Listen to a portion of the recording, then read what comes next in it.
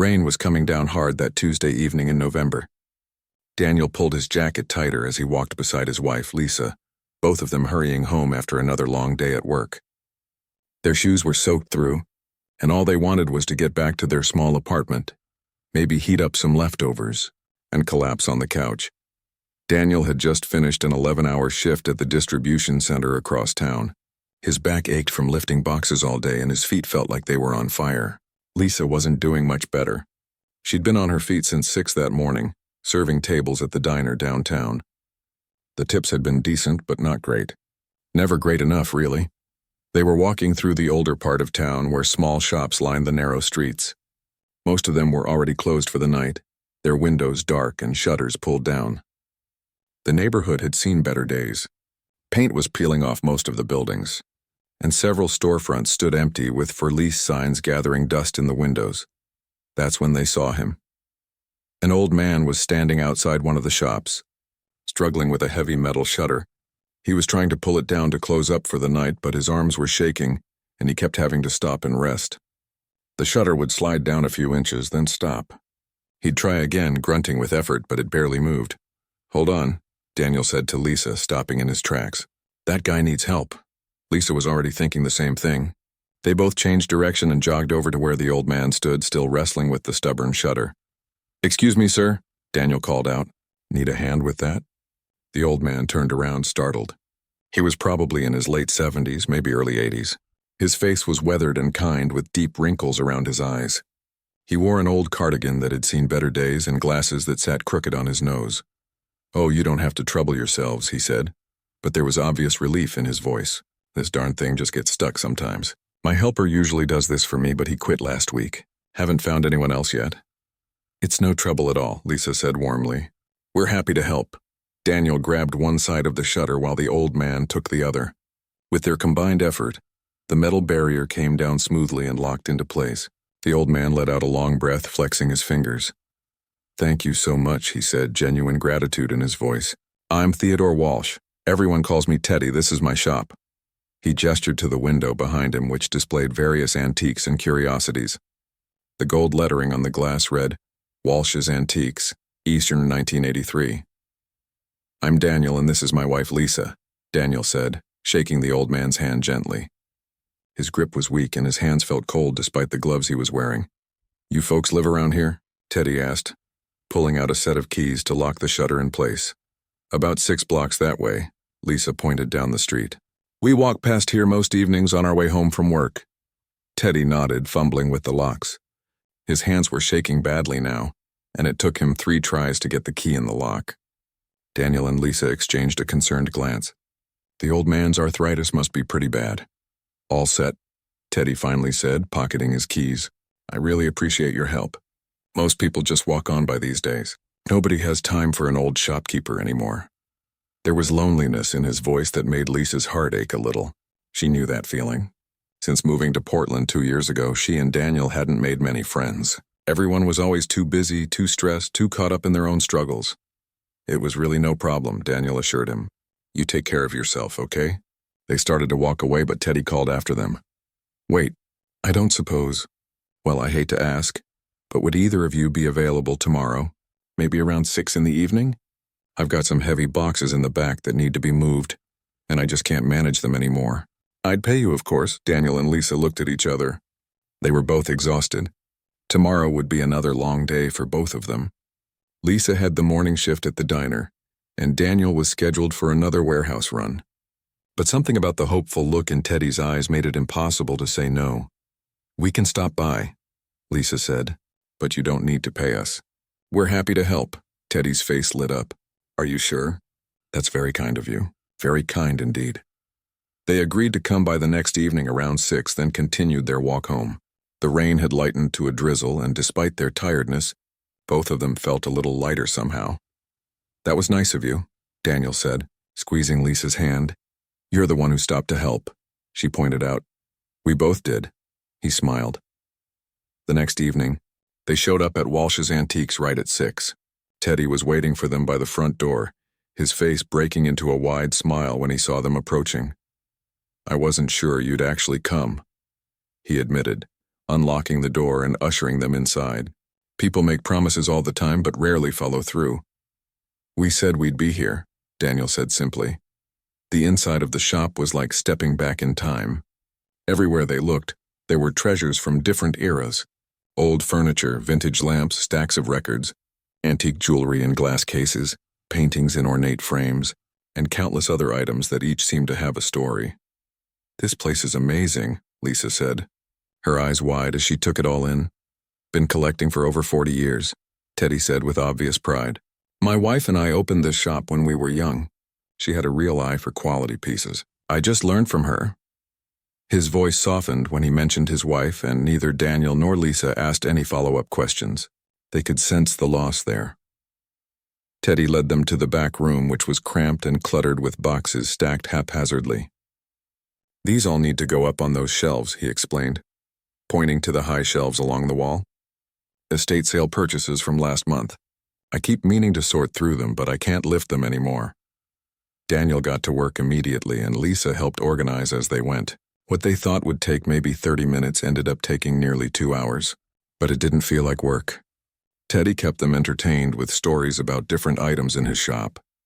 He told them about a clock that supposedly belonged to a silent film star, a set of china that survived the 1906 San Francisco earthquake, and a first edition book signed by the author.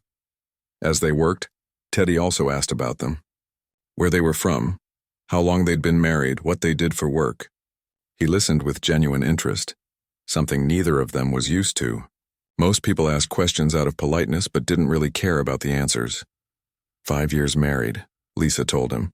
"We met in college, but we both had to drop out. Too expensive. We're saving up, though.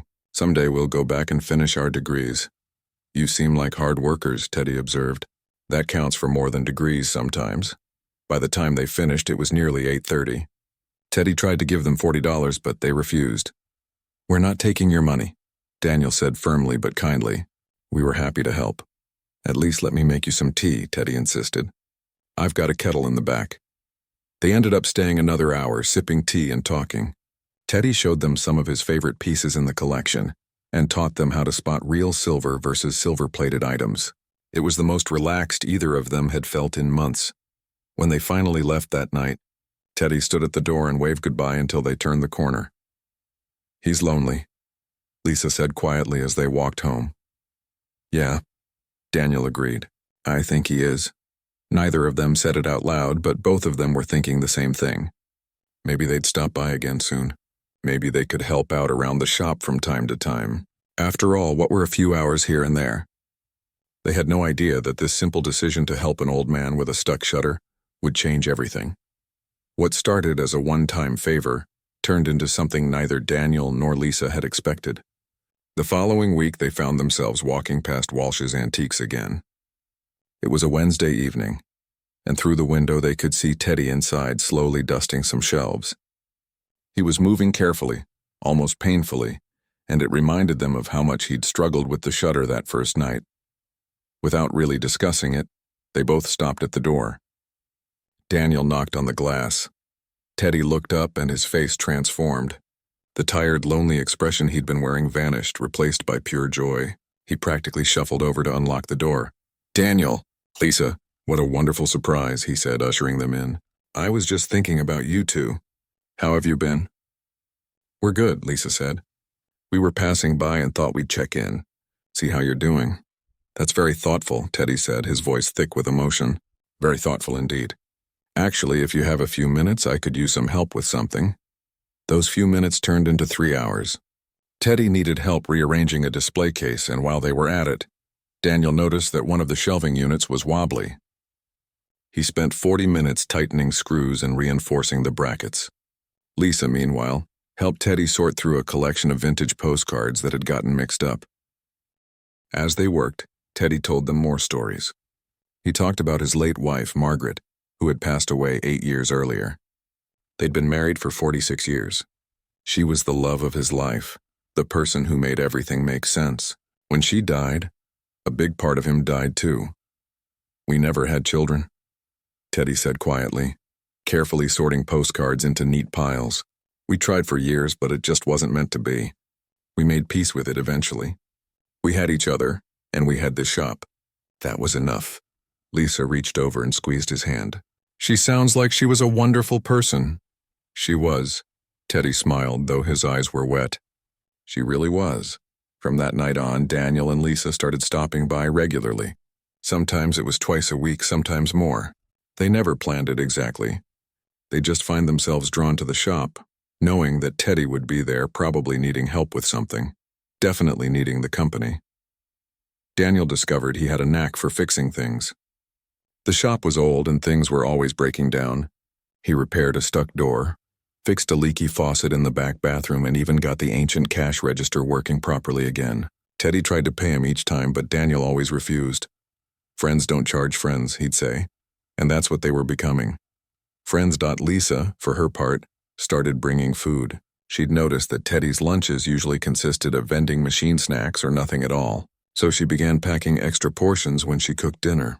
Spaghetti, chicken soup, casseroles, sandwiches. Nothing fancy, but always filling and made with care. "You're spoiling me," Teddy would protest, but he always ate every bite, and Lisa could see how much it meant to him. As weeks turned into months, they learned more about the shop and about Teddy himself. He'd been a history teacher before opening Walsh's Antiques. He'd always loved old things, the stories they carried, the lives they'd touched. When he retired from teaching, he and Margaret had used their savings to open the shop. It had been their dream project, something they built together from nothing. "We weren't trying to get rich," Teddy explained one evening as they sat in the back room drinking tea. "We just wanted to preserve beautiful things, give them new homes with people who'd appreciate them. Every item here has a history. I like to think we're the guardians of these stories, passing them along to the next generation." Daniel started to understand the business side of things too. Teddy taught him how to research items, how to determine their value, where to find estate sales and auctions. He showed him the difference between genuine antiques and clever reproductions. It was fascinating, like learning a whole new language. "You've got a good eye," Teddy told Daniel one afternoon. "Better than you think. You picked out the 3 most valuable items in that whole estate lot I bought last week. That's instinct. Can't really teach that." Lisa discovered she was good with customers. She had a warm, genuine way about her that put people at ease. When she was there, more people seemed to stop in and browse. She'd chat with them, learn what they were looking for, and often help them find the perfect piece. Teddy noticed. "You're good for business," he said to her one day. "People like buying from people they trust. You've got that quality." Around the 3-month mark, something shifted. Daniel and Lisa realized they weren't just helping out anymore. They were invested. They cared about the shop, about whether it succeeded or failed, about keeping Teddy's dream alive. One Saturday, they came in with their laptop and spent the entire afternoon setting up a basic website for Walsh's Antiques. The shop had never had an online presence before. Teddy didn't understand computers, didn't trust them really, but Daniel and Lisa convinced him it was necessary. "People shop online now," Daniel explained patiently. "If you're not on the internet, you're invisible. We're not talking about anything complicated, just some photos of your best pieces, your shop hours, a way for people to contact you." Teddy was skeptical, but he let them do it. Within 2 weeks, they got their first online inquiry. Someone from Seattle wanted to know about a vintage writing desk. Daniel handled the whole transaction, arranged shipping, and made the sale. When the money came through, Teddy stared at the deposit slip like it was magic. "I'll be damned," he said. "The internet actually works." Lisa created an Instagram account for the shop and started posting photos of interesting items. She had an eye for composition, for lighting, for making things look appealing. The account grew slowly but steadily. Local people started recognizing the shop from social media and stopping by. "You two are bringing this place into the 21st century, Teddy said, shaking his head in amazement. "I'd have closed down years ago without you, but it wasn't just about business." The real change was in Teddy himself. The lonely, tired old man they'd first met was disappearing. In his place was someone more energetic, more engaged with life. He smiled more. He told more stories. He started caring about his appearance again, wearing nicer sweaters, getting his hair cut regularly. Other shop owners on the street noticed too. Mrs. Chen from the flower shop next door mentioned it one day. "I haven't seen Teddy this happy in years," she said to Lisa. "Whatever you two are doing, keep doing it. He talks about you all the time. Says you're like the grandchildren he never had." That comment stuck with Lisa. She mentioned it to Daniel that night as they walked home. "Do you think we're doing enough?" she asked. "I mean, he's always trying to pay us and we always refuse. But maybe we should let him? Maybe he feels like he's taking advantage?" Daniel thought about it. "I don't think it's about money for him. I think he's just grateful not to be alone." They kept showing up. Even when they were exhausted from their own jobs, even when money was tight and stress was high, they still made time for Teddy in the shop. Because somewhere along the way it had stopped being charity or a good deed. It had become part of their lives. Teddy started teaching them seriously about antiques. He'd take down a piece and explain its history, its style period, what made it valuable. He taught them about maker's marks on furniture, about pottery stamps, about how to date glassware. It was like getting a master class in art history and collecting. "You two could run your own shop someday," Teddy said one evening. "You've got the knowledge now. And the touch." That's what Margaret used to call it. The touch. Some people have it, some don't. You both do. Daniel and Lisa would laugh it off, but privately they both felt proud. They were learning something real, something valuable. Not from a classroom or a textbook, but from someone who'd spent a lifetime perfecting his craft. Winter came and business slowed down. It always did, Teddy explained. People spent their money on holidays, not antiques. But Daniel and Lisa kept coming. They helped Teddy rearrange displays, clean items that had accumulated dust, organize the back room better. They brought Christmas cookies. They hung a wreath on the door. On Christmas Eve, they invited Teddy to have dinner with them at their small apartment. He arrived with a bottle of wine and a small wrapped package. "This is for you two," he said, pressing it into Lisa's hands, "for everything you've done." Inside was a beautiful antique locket, delicate gold with tiny engravings. Lisa gasped when she opened it. "Teddy, this is too much," she protested. "It was Margaret's," he said softly. "She'd want you to have it. She always loved helping young couples just starting out. She'd have adored you both." Lisa hugged him tight, tears streaming down her face. Daniel had to turn away to wipe his own eyes. They ate dinner together, the three of them, laughing and sharing stories. For the first time in years, Teddy didn't spend Christmas alone. And for the first time since moving to Portland, Daniel and Lisa felt like they had family nearby. As January arrived and the new year began, their routine continued. The shop, their jobs, their little life. It wasn't glamorous. Money was still tight. Work was still hard. But they had each other. And now they had Teddy. They had purpose beyond just surviving. What none of them knew was that time was more precious than they realized. The future was coming faster than any of them expected, and it would test everything they'd built together. It was late February when they first noticed something was really wrong. Teddy had always moved slowly, but now he was moving even more carefully, like each step took concentration. His breathing sounded different too, heavier, like he'd just climbed stairs even when he'd only walked across the room. Lisa noticed it first. She'd stopped by the shop on a Thursday afternoon during her break from the diner. Teddy was sitting behind the counter, and his color didn't look right. His face was pale, almost gray, and there was a thin sheen of sweat on his forehead even though the shop was cold. "Teddy, are you feeling okay?" she asked, concerned. "Just a little tired," he said, waving it off. "Didn't sleep well last night.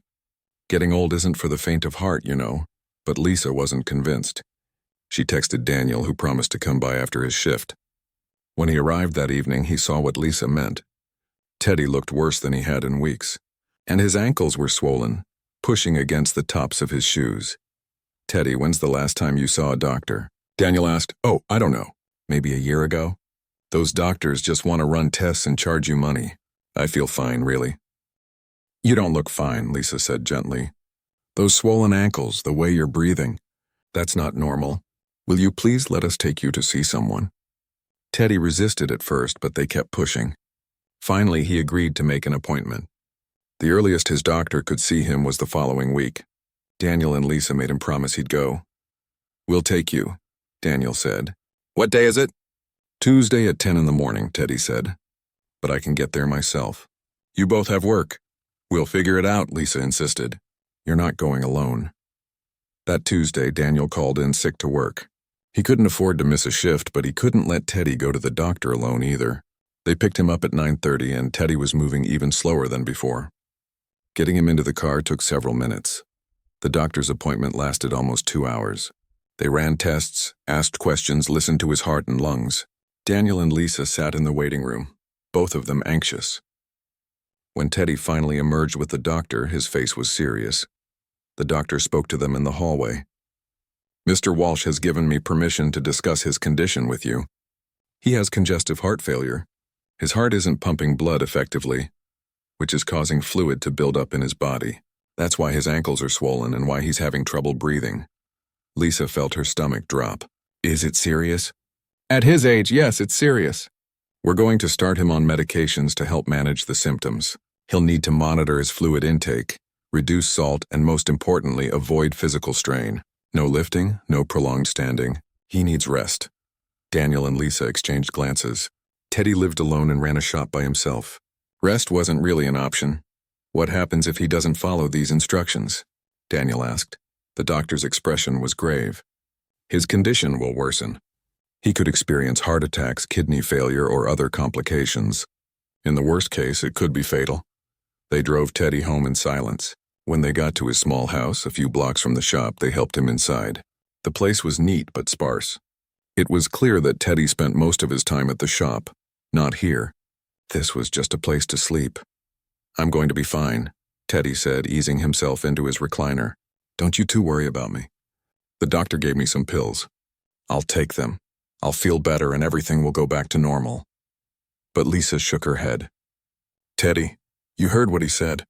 You can't be working at the shop like you have been. You need to rest." "The shop is all I have," Teddy said quietly. "If I close it down, what do I do? Sit here and wait to die? I'd rather die working, thank you very much." Daniel sat down on the coffee table in front of Teddy's chair. "What if you didn't have to choose? What if Lisa and I helped run things for a while? You could still come in, still be there, but we'd handle the physical stuff. The lifting, the cleaning, the long hours." "I can't ask you to do that," Teddy protested. "You both have jobs. You have your own lives." "You're not asking," Lisa said firmly. "We're offering. We want to do this." Over the next few weeks, they worked out a system. Daniel talked to his supervisor at the warehouse and managed to shift his schedule. Instead of working 5 days a week, he'd work 4 longer shifts. That gave him 3 days to help at the shop. Lisa adjusted her schedule at the diner, taking mostly evening shifts so she could help during the day. It meant less income for them. Fewer hours meant smaller paychecks. Their savings, which had been slowly growing, stopped growing. But neither of them hesitated. This wasn't about money. This was about Teddy. They tried to keep things normal at the shop. Teddy would come in around noon, after he'd had a slow morning and taken his medications. He'd sit behind the counter, greet customers, share his knowledge. Daniel and Lisa would handle everything else. The heavy lifting, the estate sale pickups, the cleaning, the organizing. At first, Teddy's medication seemed to help. He had more energy, his color improved, and the swelling in his ankles went down. For a few weeks, everyone breathed easier. Maybe this was manageable. Maybe everything would be okay. But by April, things started declining again. Teddy was having trouble sleeping because lying flat made his breathing worse. He had to sleep in his recliner, propped up with pillows. He lost his appetite. The vibrant, improving man they'd seen a few months ago started fading again. One morning, Lisa arrived at Teddy's house to pick him up and found him struggling to get dressed. He was sitting on the edge of his bed, exhausted from the effort of putting on his socks. "I've got it," she said gently, kneeling down to help him. "Let me." Teddy's eyes filled with tears. "I'm so sorry you have to see me like this. An old man who can't even dress himself. There's nothing to be sorry for," Lisa said, her own eyes wet. "Everyone needs help sometimes." They took him back to the doctor, who adjusted his medications again. But it was clear things were getting worse. The doctor pulled Daniel and Lisa aside after the appointment. "His heart is failing more rapidly than we'd hoped," the doctor said. "The medications can only do so much at this stage. He needs to be very careful. Any sudden stress or exertion could trigger a cardiac event." "How long?" Daniel asked, the question he was dreading. The doctor shook his head. "With heart failure, it's impossible to say. Could be months, could be years. But at his age and with this rate of decline, I'd say we're looking at months rather than years." That night, Daniel and Lisa sat in their apartment, neither of them speaking for a long time. Finally, Lisa broke the silence. "We need to do more," she said. "He shouldn't be alone at night." "What if something happens?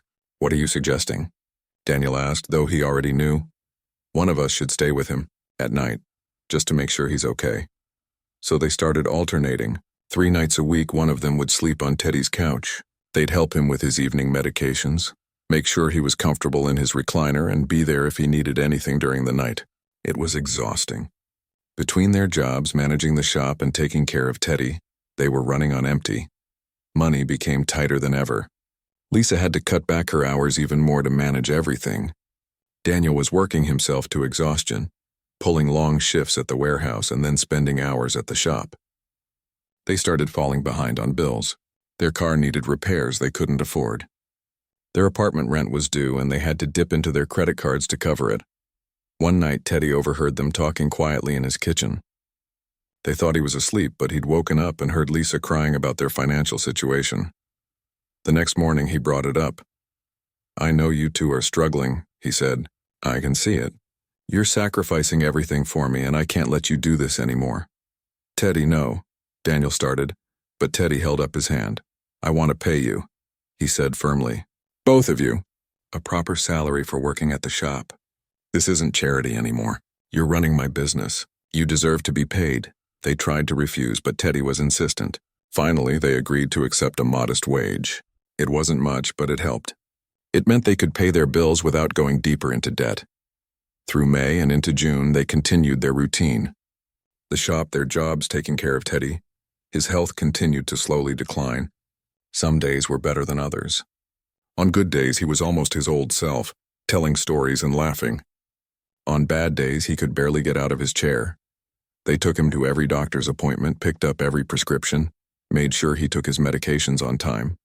Lisa learned to cook the low-sodium meals he needed. Daniel learned to help him bathe when he was too weak to do it himself. Other shop owners on the street noticed what they were doing. Mrs. Chen brought over meals sometimes. The bookshop owner 2 doors down offered to help if they ever needed it. The whole street seemed to be quietly rooting for them, for Teddy, for this little family they'd built. One evening in late June, as Daniel was helping Teddy get settled for the night, the old man grabbed his hand. "I need to tell you something," Teddy said, his voice serious. "I've been thinking a lot lately about what happens after I'm gone, about the shop, about everything Margaret and I built." "Teddy, you don't need to talk about this now," Daniel said uncomfortably. "Yes, I do," Teddy insisted. "I need you to know how much you and Lisa mean to me. You've given me 6 more months of life worth living. Without you, I'd have died alone in this house months ago. Instead, I've had purpose. I've had family. That's worth more than anything." Daniel's throat was tight. "You've given us just as much, Teddy. You've taught us so much. You've been like family to us, too." Teddy nodded, satisfied. "Good, that's good. I just wanted you to know." Neither of them realized how soon those words would matter. Neither of them knew that time was almost up. July came in hot and humid. Teddy hated the heat. It made his breathing worse, made him more uncomfortable. Daniel installed a window air conditioner in his bedroom, hoping it would help him sleep better. For a few days, it seemed to work. On a Wednesday evening, Lisa stopped by after her shift at the diner. Teddy was in his recliner, as usual, but he seemed more alert than he'd been in weeks, almost energetic. "You look good today," Lisa said, smiling as she set down a container of soup she'd brought. "I feel good," Teddy said, and he meant it. His eyes were clear, his color better. "Best I've felt in months, actually. Maybe those new medications are finally working." They sat and talked for over an hour. Teddy told stories about Margaret, about their early days together, about the adventures they'd had. He laughed more that evening than he had in weeks. When Lisa finally left, she felt hopeful. Maybe things were turning around. Maybe Teddy would beat this after all. She should have known better. She'd heard about this before, read about it online when she was researching heart failure. Sometimes, near the end, patients have a surge of energy, a brief period where they seem to improve dramatically. It's the body's last rally before it gives up. The call came at 4 in the morning. Daniel's phone buzzed on the nightstand, jolting them both awake. He grabbed it, saw Mrs. Chen's name on the screen, and knew immediately that something was wrong. "Daniel, I'm so sorry."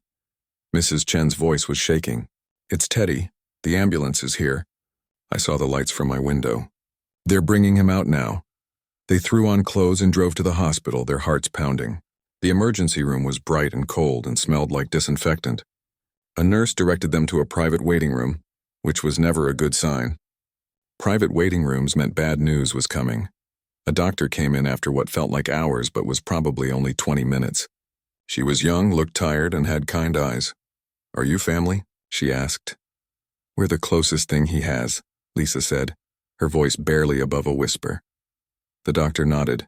"Mr. Walsh was brought in by his neighbor who heard him calling for help. He was in cardiac arrest. We did everything we could, but his heart was too damaged. I'm very sorry, but he passed away about 10 minutes ago." The words didn't make sense at first. They just hung there in the air, not connecting to reality. Teddy was supposed to get better. They were taking care of him. They were doing everything right. This wasn't supposed to happen yet. Lisa started crying.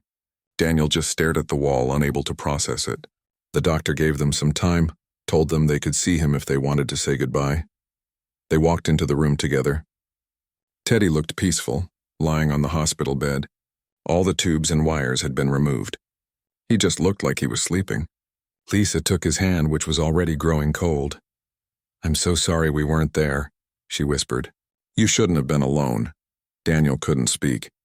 He just stood there, one hand on Teddy's arm, tears streaming down his face. The next few days were a blur. There was so much to do. Someone had to arrange the funeral. Someone had to go through Teddy's house. Someone had to figure out what to do with the shop. It all fell to Daniel and Lisa because there was no one else. They found a folder in Teddy's desk at home labeled Important Papers. Inside was information about a prepaid funeral plan he'd set up years ago. There was also a business card for a lawyer named Robert Brennan with a note attached. "In case anything happens to me, call this number." Daniel called the lawyer's office and explained the situation. The receptionist was sympathetic and said Mr. Brennan would be in touch soon. The funeral was small. Maybe 15 people showed up. Other shop owners from the street, a few regular customers, Mrs. Chen with her husband. Daniel and Lisa sat in the front row, holding hands, still in shock. The pastor talked about Teddy's life, about his love for his wife, about his dedication to preserving history through his shop. He mentioned how Teddy had found joy again in his final months, thanks to the kindness of two young people who'd become like family to him. Lisa broke down completely at that part. After the service, Robert Brennan approached them. He was in his 50s with gray hair and a gentle demeanor. "I'm very sorry for your loss," he said. "I understand you two were very close to Theodore." "He was like family," Daniel said. "I'm glad to hear that. It's clear he cared deeply about you both." Brennan handed Daniel his card. "I need to speak with you about Theodore's estate. Could you come to my office on Monday? Say 10 in the morning?" They agreed, though neither of them understood why. They weren't family. They weren't entitled to anything. Maybe Teddy had left some instructions about the shop, and Brennan needed their help executing them. The weekend dragged by. They went to the shop on Saturday, unsure what to do. Should they open it? Should they close it permanently? Everything felt wrong without Teddy there. Lisa found herself looking toward the counter, expecting to see him sitting there with his crooked glasses and kind smile. On Monday morning, they dressed in the same clothes they'd worn to the funeral and drove to Robert Brennan's office. It was in a nice building downtown, the kind of place that made them feel out of place in their thrift store outfits. The receptionist led them to a conference room where Brennan was already waiting. He had a folder in front of him and gestured for them to sit down. "Thank you for coming," he said. "I know this is a difficult time. I'll try to make this as straightforward as possible. I'm here to discuss Theodore Walsh's last will and testament." Daniel and Lisa glanced at each other, confused. Why did they need to be here for this? Brennan opened the folder and pulled out several documents. "Theodore came to see me about 2 months ago. He wanted to update his will. He was very specific about what he wanted." "Okay," Lisa said slowly. "But why are we here?" Brennan looked at them both carefully. "Because you're the beneficiaries. Theodore left everything to you. The shop, the building it's in, all inventory, and his personal savings." The room seemed to tilt. Daniel was sure he'd misheard. "I'm sorry, what?" he said. "Theodore Walsh left his entire estate to you, Daniel and Lisa. You're the sole beneficiaries." "That's not possible," Lisa said, her voice rising. "We're not related to him. We were just friends. We helped him out. That's all."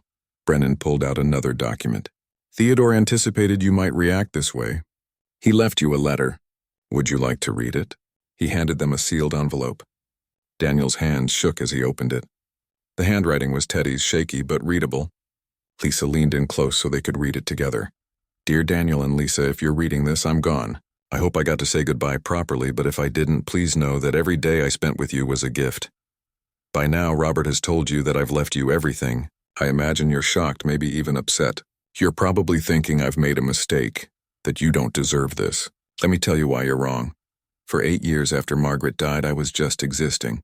I kept the shop open because I didn't know what else to do. But I wasn't really living. I was lonely, tired, and ready to give up. Then you two walked into my life. You helped an old man with a stuck shutter. You didn't have to. You could have walked past like everyone else does, but you stopped. And you kept stopping. You kept showing up, kept caring, kept treating me like I mattered. You asked for nothing. I tried to pay you and you refused.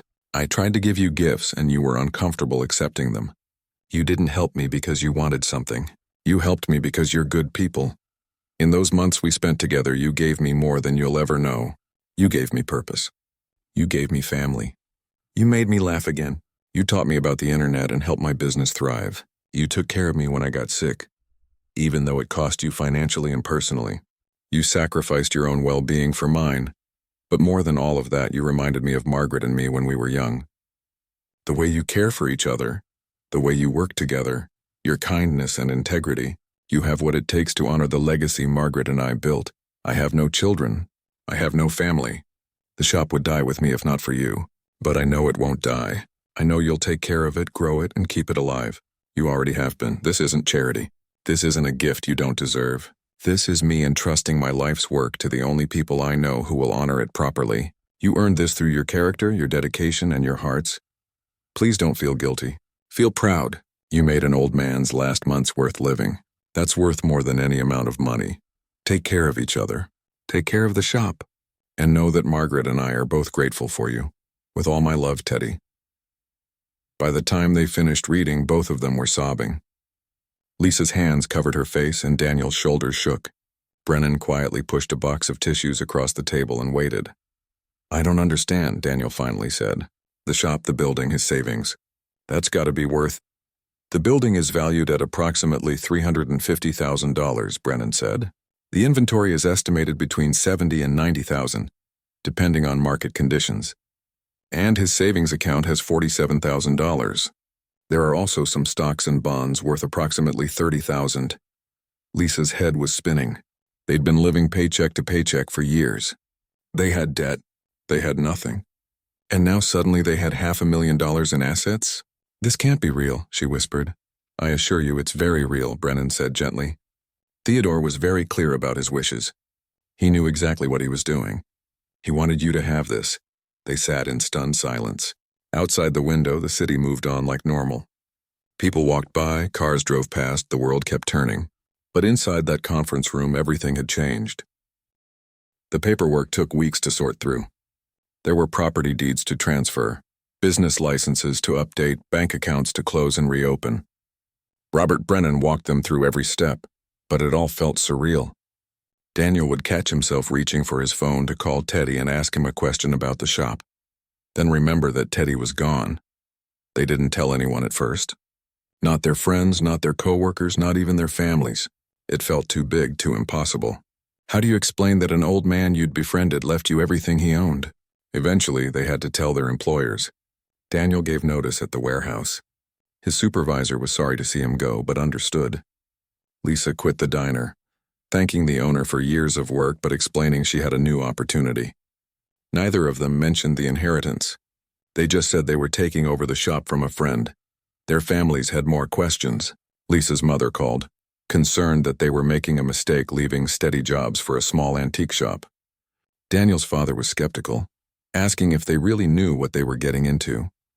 Neither of them understood what had really happened. Daniel and Lisa tried to explain, but it was impossible to convey the depth of what Teddy had given them. For the first few weeks, they just tried to keep the shop running. They opened every day just like Teddy had. They greeted customers, sold items, attended estate sales. But it felt hollow. The shop was filled with memories of Teddy and his absence was everywhere. One night, sitting in the back room surrounded by boxes and memories. Lisa finally broke down. "I don't know if I can do this," she admitted. "Every time I walk in here, I expect to see him sitting at the counter. Every time the door opens, I think it might be him." This hurts too much, Daniel understood. He felt the same way, but he also felt something else. A sense of responsibility, a need to honor what Teddy had trusted them with. "What do you think Teddy would want us to do?" he asked quietly. Lisa wiped her eyes. "I think he'd want us to keep going, to grow the business, to make it something even better than it was." "Then that's what we'll do," Daniel said. For him, they started making changes slowly. First, they renamed the shop. It had been Walsh's Antiques for over 40 years. They didn't want to erase that history, so they renamed it Walsh & Rivera Antiques. Teddy's name stayed first. Their name was added in smaller letters below. It felt right. Next, they invested in the shop itself. They used some of the savings Teddy had left them to make improvements. They repainted the interior, fixed the creaky floorboards, updated the lighting. They kept everything that made it special, the character and charm, but made it more inviting. Lisa expanded the social media presence she'd started. She posted daily now, showing different items, telling their stories, sharing the history behind pieces. She developed a following. People from all over the city started coming in, saying they'd seen the shop online. Daniel used what Teddy had taught him to become more strategic about purchasing. He attended more estate sales, learned to spot valuable items, built relationships with other dealers. He started specializing in certain areas like mid-century furniture and vintage jewelry, items that were consistently in demand. Within 6 months, the shop was doing better than it ever had under Teddy. Sales were up 30%. Their online presence was strong. They'd been featured in a local magazine article about unique Portland shops. People were noticing, but success brought its own challenges. They were working harder than ever. The shop consumed their lives. They opened at 10 in the morning and often didn't close until 7 at night. Then there was paperwork, inventory, planning. They fell into bed exhausted every night. One evening, about 8 months after Teddy's death, they were closing up when an elderly woman came to the door. She was probably in her 70s, carrying a cardboard box. "I'm sorry, we're closed," Lisa said through the glass. "Please," the woman said. "I just need 5 minutes. I have some things my mother left me, and I need to know if they're worth anything. My daughter says I should just throw them out, but I thought maybe." Lisa looked at Daniel. They were tired. They wanted to go home, but something about the woman's face reminded her of Teddy. The same loneliness, the same uncertainty. She unlocked the door. The woman's name was Patricia. Her mother had recently passed away, and she'd inherited a collection of vintage brooches. Most of them weren't particularly valuable, but there were 2 that were genuine Victorian pieces worth several $100s each. "Really?" Patricia's eyes filled with tears. "My daughter said they were junk. She wanted me to donate them to Goodwill." "They're not junk," Daniel said gently. "They're beautiful and they're worth keeping. If you want to sell them, we'd be happy to help. Or if you want to keep them, you should. They're part of your mother's story." Patricia ended up selling them, and she was so grateful for their honesty and kindness that she told everyone she knew about Walsh & Rivera Antiques. She sent her friends, her neighbors, even her skeptical daughter. Word spread. That night, driving home, Lisa said, "We should do that more. Help people like Patricia. People who don't know what they have, who need honest advice." What do you mean?" Daniel asked. "Teddy used to talk about this, remember? He said he wanted to start a community program. Free appraisals for seniors, helping them understand the value of their possessions. He never got around to it," Daniel remembered. It had been one of Teddy's dreams. They launched the program 2 months later. Every Saturday morning, they offered free appraisal hours for senior citizens. No obligation to sell, no pressure. Just honest expertise and information. The response was overwhelming. Elderly people came from all over Portland, bringing items their parents or grandparents had left them, seeking understanding more than money. Daniel and Lisa helped them all. Sometimes they purchased items for the shop. Sometimes they directed people to other specialists. Sometimes they just told people that their items had sentimental value but not financial value, which was okay too.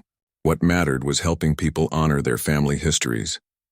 The program brought in new customers, but more importantly, it brought in purpose. Every Saturday, they were doing exactly what Teddy would have wanted. They were using their knowledge to help people, just like he'd always done. As the first anniversary of Teddy's death approached, they decided to do something special. They closed the shop for the day, something they'd never done before.